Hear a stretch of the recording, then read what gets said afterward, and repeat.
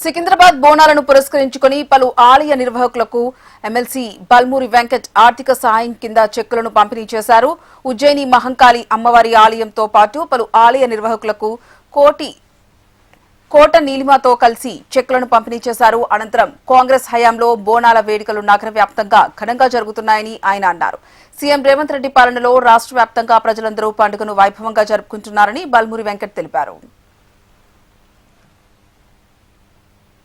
ఎన్నడూ లేని విధంగా బోనాల పండుగ అంటే ముఖ్యంగా మన హైదరాబాద్ నగరంలో ఒక పండుగ లెక్క మనమందరం కూడా జరుపుకుంటాం.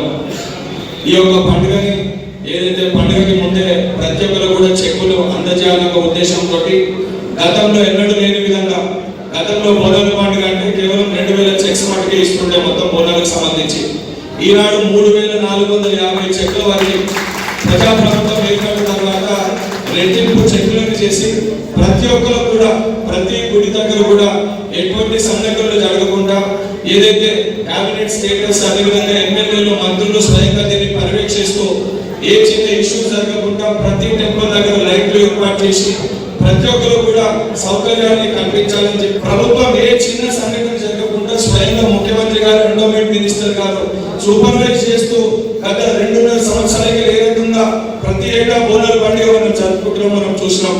ఈ రోజు కూడా ఏదైతే 1,50,00,000 పైచీలకు అమౌంట్ సంబంధించిన 144 చెక్కులను కూడా ఈ రోజు మనం పంపిణీ చేసుకోవడం జరుగుతుంది.